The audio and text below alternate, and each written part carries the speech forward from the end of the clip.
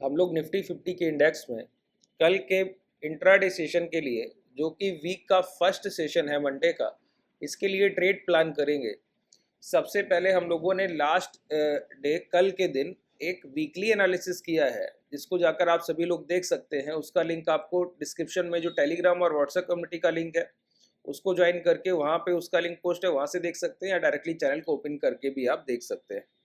अब कल के इंट्राडे सेशन के ट्रेड प्लान के लिए हमको लेवल्स की मार्किंग करना बहुत ज़रूरी है। एक अगर कोई बायस्ड साइड हम ढूंढ सकते हैं तो उसका फाइंड आउट करना बहुत ज़रूरी है, और किन लेवल्स के बाद मोमेंटम की शुरुआत होगी इसका आइडेंटिफिकेशन बहुत ज़रूरी है। तो यही 3 पॉइंट्स पर हम लोग बात करने वाले हैं। सबसे पहले अगर आप बात करें तो जो हम लोगों ने वीकली सेशन में बात की है वो क्या है कि वीकली टाइम फ्रेम पर एक डब्ल्यू फॉर्मेशन का हमको प्राइस इस तरीके से आ चुका है, और जो इसके हाई है वो 24,670 25,670 के पास है। अभी रिसेंटली जो हमारी क्लोजिंग है 25,350 की है, जहां हमारे हाई 25,445 के है। 25,445 से प्राइस ने जो 350 की क्लोजिंग की, ये थर्सडे और फ्राइडे के सेशन के सेकेंड हाफ में तो प्राइस ने रिकवरी की, लेकिन मॉर्निंग के फर्स्ट हाफ में 12 साढ़े 12 तक प्राइस सिर्फ डिप लेता रहा। और ये पहला कैंडल, जिसको हम डेली टाइम फ्रेम पर एक बॉडी साइज कैंडल और इनसाइड कैंडल के बाद ब्रेकआउट मानते हैं, उस ब्रेकआउट कैंडल में प्राइस ने एक हाई तक मोमेंटम किया। प्राइस अगर उसी सेशन में यहाँ तक नहीं आता तो ये एक ब्लॉक ऑर्डर अनटेस्टेड रेंज होती। प्राइस ने सबसे पहले उसको लिक्विडिटी स्वीप किया, जो लास्ट कैंडल जिसको हम डोजी डेली टाइम फ्रेम पर मेंशन कर रहे थे। प्राइस ने लास्ट स्विंग हाई ब्रेक करने से पहले पहले रिवर्सल किया और उसी लो के पास क्लोज किया।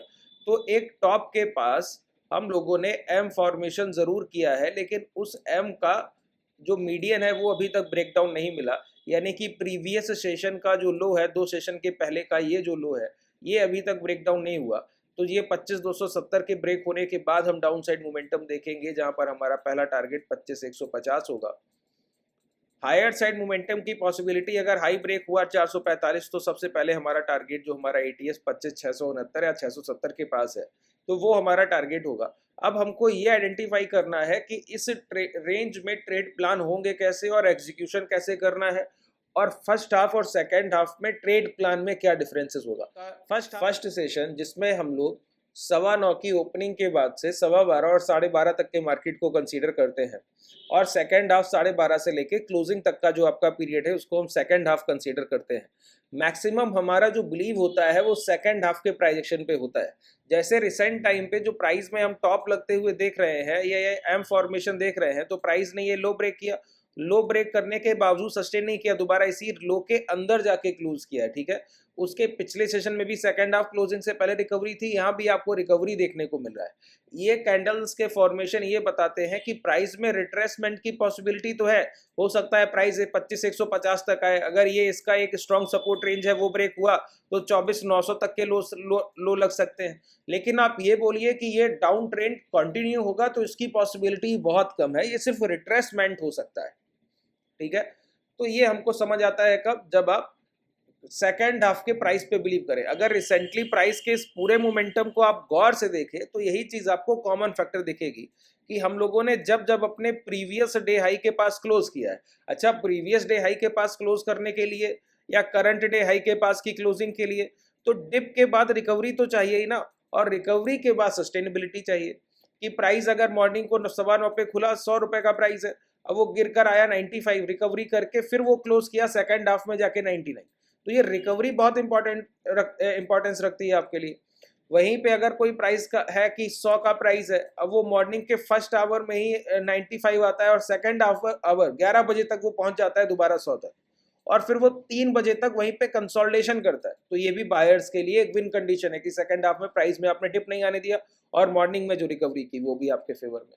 अभी तक इस पूरे मोमेंटम में यही चीज कॉमन रही है, जिसको अभी भी बायर्स रिपीट करा रहे हैं। बस जो पहली चीज उनकी थी कि जो यहाँ से शुरुआत की कि फर्स्ट हाफ में जो वो रिट्रेसमेंट को नहीं आने दे रहे थे, कि प्राइस में पहले 2-3 घंटे में प्राइस को गिरने नहीं दे रहे थे स्ट्रांगली, है ना। अब वो चीज यहाँ पे शुरुआत हुई, तो फर्स्ट हाफ में जितना मोमेंटम डाउन साइड आपको मिलेगा, सेकंड हाफ में शॉर्ट सेलिंग की अपॉर्चुनिटी को कम बिलीव करना है। वहीं पे इसको इस तरीके से भी आप समझ सकते हैं कि पहले 3 घंटे में प्राइस में अगर डिप आ गया और आप किसी मेजर सपोर्ट रेंज के पास ट्रेड कर रहे हैं, अगर प्राइस ने पहले 3 घंटे कंसोलिडेशन किया और बॉटम से बना हुआ कोई कंसोलिडेशन रेंज का ब्रेकआउट हो गया तो ये दोनों ही बायर्स अपॉर्चुनिटी होगी, यहाँ पर आप लॉन्ग के लिए जाएंगे। ये छोटे छोटे शब्दों में एक शॉर्ट में मैंने आपको ट्रेड प्लान दे दिया इंडेक्स के लिए। अब यहीं से एक बार मार्किंग करते हैं और फिर इसको ब्रीफिंग बहुत अच्छे से समझने की कोशिश करते हैं। सबसे पहले हम लोग चलेंगे मंथली टाइम फ्रेम पर। मंथली टाइम फ्रेम पर क्यों चल रहा हूं ये भी अभी आपको समझ आ जाएगा, क्योंकि देखिए मैक्सिमम ट्रेडिंग सेशन के जो हम लोग ट्रेड प्लान करते हैं वो आवरली या 2 आवरली और डेली टाइम फ्रेम की कैंडलस्टिक पैटर्न से करते हैं, और उसी के हिसाब से 2, 5, 10 मिनट के टाइम फ्रेम पे उन्हीं लेवल्स का हमारा एग्जीक्यूशन होता है। लेकिन रिसेंट मंथली टाइम फ्रेम हमारे लिए इसलिए ज़रूरी है क्योंकि जहां पर रिसेंटली जो हम लोग क्लोज कर रहे हैं ना, आज 21 सितंबर का दिन है, ठीक है। आज के बाद 5 ट्रेडिंग सेशन इस हफ्ते में आपको मिल जाएंगे, और इस मंथ एंड तक नेक्स्ट वीक में शायद 2 सेशन मंडे और ट्यूसडे आपको और मिलेंगे, जहां तक मैं जानता हूं। आप एक बार जरूर चेक कीजिएगा अगर यहाँ पे कोई गलती हो तो, ठीक है।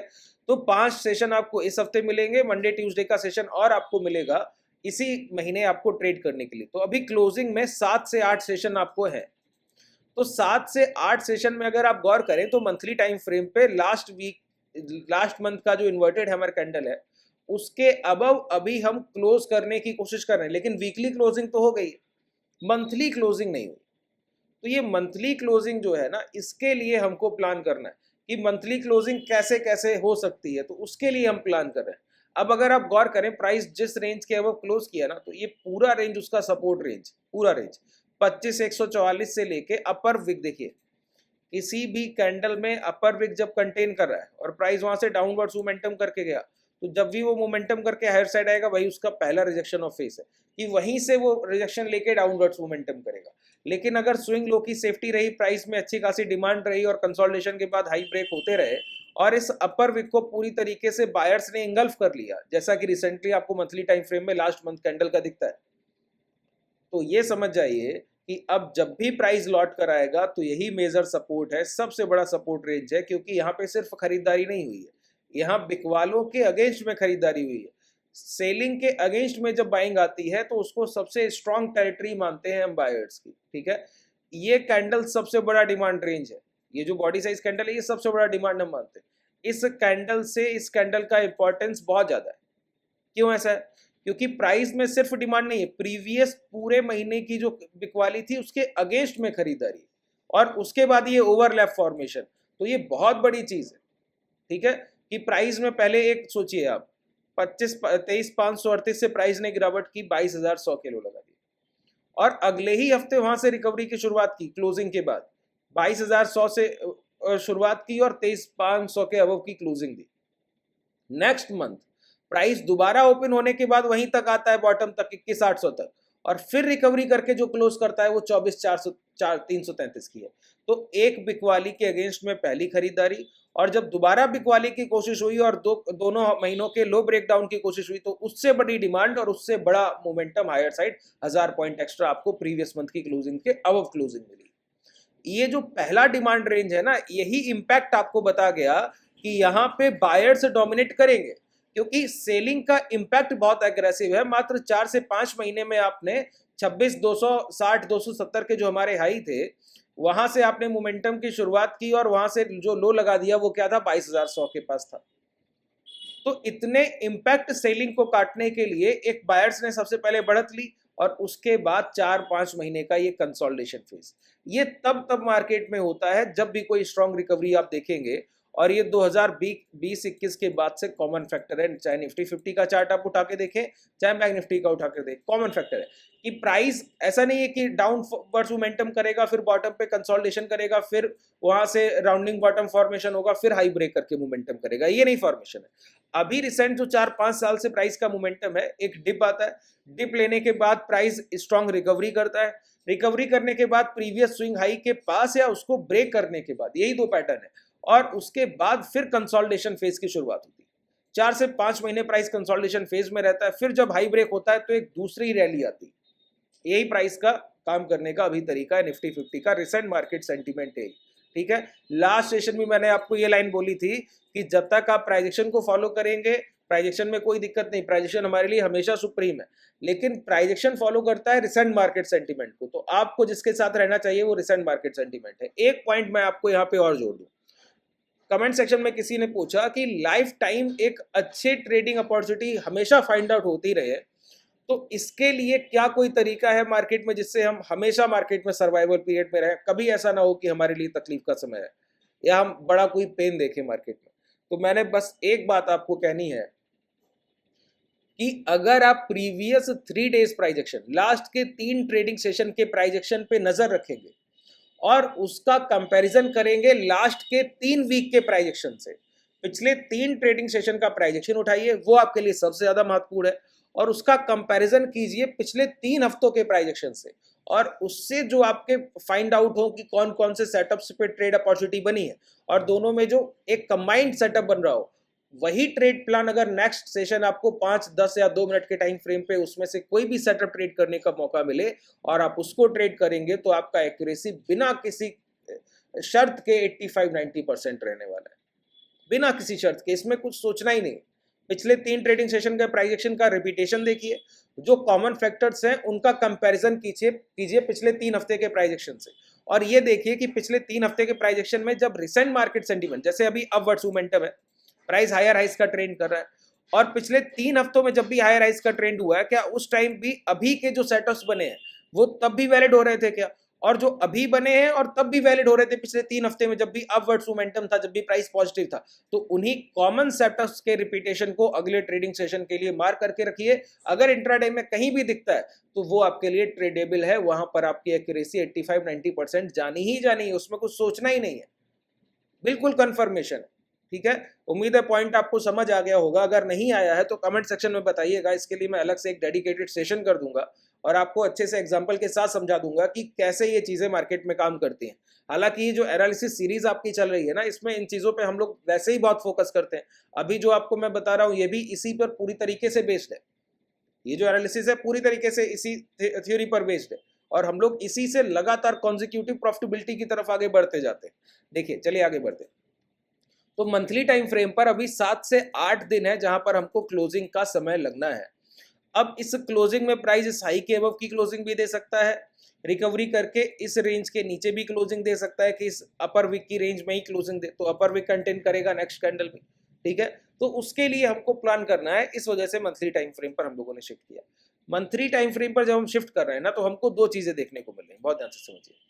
प्राइस ने कि अपर विक का फॉर्मेशन यहाँ किया था, दोबारा जब इंगल्फ किया तो अपर विक का फॉर्मेशन दोबारा वही किया, तो एक इसकी कॉमन सप्लाई रेंज जो अपर विक की बनी उसको हम मार्क कर लेते हैं।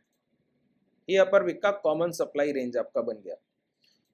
अब यहीं से हम शिफ्ट होंगे डेली तक, बस इतनी ही मार्किंग हमको चाहिए, क्योंकि यही अब सपोर्ट रेंज है। अगर आप देखें अवर्ली टाइम फ्रेम पर, तो प्राइस अगर ये मोमेंटम करके 130 क्यों मैंने बोला कि 130 150 का आपका टारगेट, 150 के बाद ये सपोर्ट रेंज, प्राइस ये ब्रेक डाउन करे तो ये कंसोलिडेशन, जितना कंसोलिडेशन होता है वो सब बायर्स की टेरिटरी है। अगर वहां से एक हाई ब्रेक करके मोमेंटम हो चुका है तो प्राइस ये लो ब्रेक करने के बाद यहीं तक आसानी से आएगा 150 तक, 150 के बाद फिर ब्रेक डाउन करके यहां तक का मोमेंटम बहुत मुश्किल है 24,900 तक का।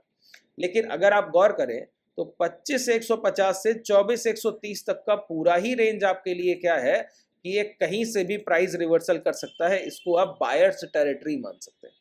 ऐसा मैं क्यों बोल रहा हूं वो भी मैं आपको समझाता हूं। डेली टाइम फ्रेम पे एक बार आइए, अब चार्ट को पैटर्न में चेंज कीजिए, समझते हैं कि रिसेंट जो पैटर्न बना है प्राइस में वो किस तरीके से आपको बताता है।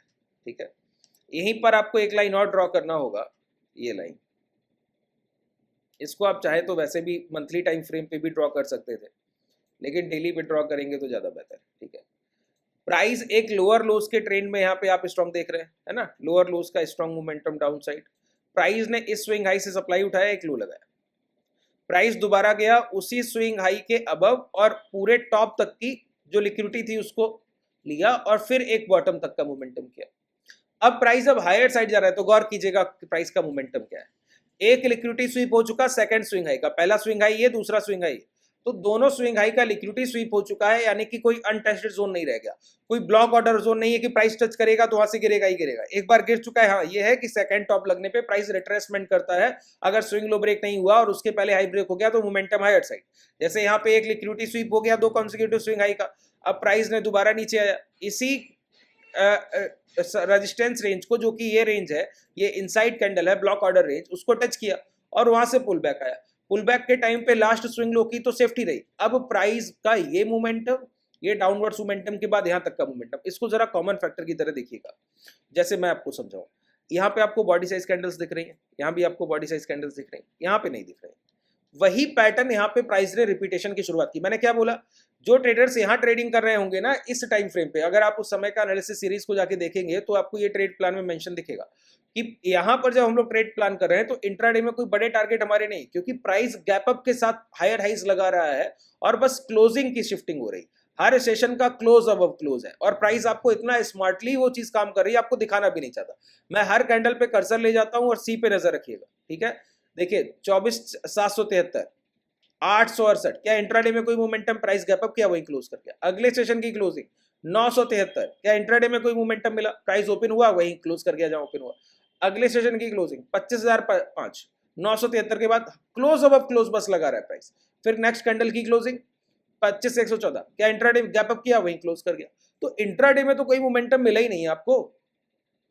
तो यही एक स्ट्रॉन्ग साइन होता है जब प्राइस गैप लेते हुए आगे बढ़े और क्लोज को शिफ्ट करता जाए, वो सबसे बड़ा सपोर्ट रेंज बनता है जब भी प्राइस पुल बैक करेगा। तो ये देखिए प्राइस ने गैप अप किया, कंसोलिडेशन किया, 2 सेशन किया, प्राइस ने गैप अप किया, 2 सेशन कंसोलिडेशन किया। इसका मतलब क्या है, accumulation gap up, accumulation gap up. तो बायर्स अपनी टेरिटरी को हर जगह स्ट्रॉन्ग करते हुए चल रहे हैं और फिर आगे बढ़ रहे हैं। तो जब भी इसका फायदा कब होता है, जब डाउनवर्ड मोमेंटम आएगा, स्विंग हाई से कोई सप्लाई आएगी। अब यहां से पहला टारगेट 25,150 तो है, लेकिन 150 के बाद आप बोलिए कि 960 भी ब्रेक हो जाएगा, तो ऐसी पॉसिबिलिटी बहुत कम है। फिर आप बोलेंगे 730 भी ब्रेक हो जाएगा, इसकी संभावना तो ना के बराबर है। मैक्स ये हो सकता है कि अगर आप 3 स्विंग लो की मार्किंग कर रहे हैं तो प्राइस 2 की लिक्विडिटी स्वीप कर सकता है और फिर यहां से कहीं से दोबारा निकल, मैक्स टू मैक्स ये, ठीक है। तो एक टेरिटरी से दूसरी टेरिटरी तक का मोमेंटम तो पॉसिबिलिटी लगती है, लेकिन आप बोलिए कि पूरा 730 ब्रेक हो जाएगा, तो ये प्राइस का रिवर्सल की पॉसिबिलिटी अब नहीं, ये बस रिट्रेसमेंट है, कोई रिवर्सल नहीं। प्राइस हाई ब्रेक करने की सबसे ज्यादा संभावना रखेगा, ठीक है, क्योंकि प्राइस ने एक डब्ल्यू फॉर्मेशन किया, स्विंग हाई की लिक्विडिटी उठाई, लास्ट स्विंग लो ब्रेक करने से पहले पहले एक स्ट्रॉन्ग मार्जिन से बढ़त लेते हुए हायर राइज का फॉर्मेशन किया। अभी रिसेंटली डेली टाइम फ्रेम पर एक daily body size candle, inside candle जिसको हम मान रहे हैं, डब्ल्यू फॉर्मेशन, एम फॉर्मेशन हुआ है और उस ब्रेक करने के बाद, लिक्विडिटी स्वीप करने के बाद प्रीवियस डे लो के अंदर ही हम लोगों ने क्लोज किया। ये पूरा हमारे लिए एक स्ट्रक्चर मैप हम लोगों ने कर दिया, ठीक है। अब यहां से ये समझ आ गया कि जो 3 आपके स्विंग लो लग गए 150, 960 और 731, प्राइस कॉन्जिक्यूटिव जब तक तीनों ब्रेक नहीं करता, डाउन साइड रिवर्सल की पॉसिबिलिटी कोई नहीं है। ये पहली चीज। दूसरी चीज, हर एक सपोर्ट आपके लिए स्ट्रॉन्ग सपोर्ट है। तो अगर प्राइस 25,150 पहुंचेगा तो डाउन 961 तक का मोमेंटम देखेंगे कि पुल बैक देखेंगे, पुल बैक देखेंगे। अगर 150 तक प्राइस पहुंचा और 12 बज गए हैं, 1 बजे तक का टाइम हो रहा है, तो सेकंड हाफ में प्राइस ने कॉन्जिक्यूटिव लास्ट के 2 सेशन में प्राइस को स्ट्रॉन्ग रखा है, तो प्राइस में रिकवरी देखेंगे कि 150 का ब्रेकडाउन देखेंगे, रिकवरी देखेंगे, ठीक है। अगर प्राइस कंसोलिडेशन करे और कंसोलिडेशन के बाद कोई भी स्विंग लो ब्रेक ना करे, 270, 300 और ये 290 लास्ट डे का लो कुछ भी ब्रेक ना करे और कंसोलिडेशन करता रहे, उस कंसोलिडेशन के बाद 5 और 10 मिनट के टाइम फ्रेम पे प्राइस क्या करे कि ये जो स्विंग हाई लगे हैं इनका ब्रेकआउट कर दे सेकंड हाफ में 12 बजे के बाद, तो आप हायर साइड ये पहला टारगेट प्रीवियस डे हाई का रखेंगे। अगर वहां पे इन्वर्टेड हैमर कैंडल्स बन रही है, इंगल्फिंग कैंडल बन रही है और लास्ट स्विंग लो कोई ब्रेक नहीं हो रहा है और वो भी हाई ब्रेक हो गया, तो हायर साइड मोमेंटम हम 660 तक का मोमेंटम हम लोग मार्क करके ट्रेड करेंगे। वहां 500 का ब्रेक होना, जो कि 500 का मल्टीपल स्ट्राइक प्राइस है, वो भी बहुत इंपॉर्टेंस रखेगा आपके लिए। वहां पर ओआई डेटा को भी चेक करते रहिएगा, अगर पुट साइड का ओआई ज्यादा हुआ कॉल साइड से तो ये मोमेंटम की पॉसिबिलिटी सबसे ज्यादा है। अगर प्राइस की ओपनिंग कैंडल भी आपके लिए उतना ही महत्व रखती है, अगर मॉर्निंग का फर्स्ट कैंडल हैमर कैंडल है या बॉडी साइज रेड कैंडल है, तो लो ब्रेक होने की पॉसिबिलिटी 150 का मोमेंटम फर्स्ट हाफ में, फिर रिकवरी सेकंड हाफ में हम उम्मीद रख सकते हैं। या फिर वहीं अगर कंसोलिडेट कर गया तो प्राइस धीरे धीरे वीक हो रहा है, तो अगले सेशन ट्यूसडे के दिन हम 960 और फिर 731 के टारगेट के साथ जा सकते हैं। वो हम कल के प्राइजेक्शन के बाद तय करेंगे, आज अभी तय नहीं कर सकते कि क्या रहेगा। अगर सेकंड हाफ की रिकवरी इसी तरीके से चलती रही तो उसके हिसाब से, अगर पहली कैंडल इन्वर्टेड हैमर बन गई या ग्रीन बॉडी साइज बन गई और लो ब्रेक हो रहे हैं, तो उस पर हम बिलीव नहीं करेंगे प्राइस में। अगर उस समय इंडिया मिक्स भी नेगेटिव है तो बिल्कुल बिलीव नहीं करेंगे। तो यहाँ पे लिक्विडिटी स्वीप हो सकता है, लिक्विडिटी स्वीप के बाद पहला टारगेट ये स्विंग हाई और फिर अगर ये हाई ब्रेक हो गया तो प्रीवियस डे हाई का हाई जो है डे हाई वो टारगेट है, और अगर वो ब्रेक हुआ तो 660 की मोमेंटम के साथ आपको जाना चाहिए। उम्मीद है लगभग लगभग सारे हम लोगों ने लेवल्स की मार्किंग कर ली और जितने ट्रेड प्लान हो सकते थे उसको हम लोगों ने डिस्कस किया है। लेकिन जितने ट्रेड प्लान हम लोगों ने डिस्कस किए वो सब प्रीवियस डे की क्लोजिंग के पास की अगर ओपनिंग हुई उसके हिसाब से काम करेंगे। बहुत मेजर डिफरेंस गैप अप या गैप डाउन का नहीं होना चाहिए। अगर यहाँ बड़ा गैप अप हो गया फिर रेड कैंडल का लो ब्रेक हो गया तो पहला मोमेंटम डे लो वो मिल रही, उसके ट्रेड प्लान में कोई डिफरेंस ही नहीं। ठीक है, उसके बाद जो प्राइस करे वो देखा जाएगा। फिर ये ट्रेड प्लान फॉलो करने हैं जो अभी हम लोगों ने लेवल्स की मार्किंग करते हुए की। ठीक है, अगर प्राइस गैप डाउन कर दे, बड़ा कोई गैप डाउन, छोटे मोटे गैप अप गैप डाउन में ट्रेड प्लान में कोई चेंजमेंट नहीं आएगा। ठीक है, अगर आधे परसेंट 0.7% इससे ज्यादा कहीं गैप अप गैप डाउन मिल रहा है तो प्राइस पहली कैंडल अगर गैप डाउन किया, ग्रीन बॉडी साइज बनाया, फिर प्रीवियस डे के लो के अंदर लिक्विडिटी स्वीप करके क्लोज करने लगा, तो जो भी इंपैक्ट हाई लगेगा रिट्रेसमेंट के बाद जैसे ही ब्रेक होता है तो लॉन्ग के लिए जाएंगे, क्योंकि एक बड़ा बॉटम का लिक्विडिटी स्वीप हो रहा है तो हायर साइड मोमेंटम की पॉसिबिलिटी बढ़ जाएगी। उम्मीद है अब सारे पॉइंट्स हम लोगों ने कवर कर लिए। इस सेशन में आपका कोई भी डाउट रह गया है तो कमेंट सेक्शन आपके लिए ओपन है। जो भी आपका डाउट है वहां पे मेंशन कीजिए। आने वाले सेशंस में आपके डाउट्स को मैं पूरी तरीके से खत्म करने की कोशिश करूंगा। अगर आप हमसे जुड़ना चाहें तो डिस्क्रिप्शन में आपके पास कांटेक्ट डिटेल है, कांटेक्ट करके पूरी जानकारी लेके ज्वाइन कर सकते हैं क्लासेस को। एप्लीकेशन का लिंक भी आपको डिस्क्रिप्शन में ही मिल जाएगा जहां से डायरेक्टली आप इनरोल कर सकते हैं क्लासेस के लिए। टेलीग्राम और व्हाट्सएप कम्युनिटी को ज्वाइन कर सकते हैं जहां पे आप ये देख पाएंगे कि हम लोग जो हैज के पोजीशन ट्रेड करते हैं उसके रिजल्ट ट्रेड करने के बाद हम लोग वहां पे पोस्ट करते हैं। रिसेंटली फ्राइडे के दिन, थर्सडे के सेशन के दिन हम लोगों ने निफ्टी का पहले ही ट्रेड जब हम लोगों ने ट्रेड किया अपने ट्रेडर्स के साथ उसी समय पोस्ट किया और उसका रिजल्ट हम लोगों ने फ्राइडे को पोस्ट किया था। अगर वो सारे कॉन्सिक्यूटिव सेशंस के रिजल्ट्स आप देखना चाहें तो आप टेलीग्राम और व्हाट्सएप पे जाके देख सकते हैं। धन्यवाद।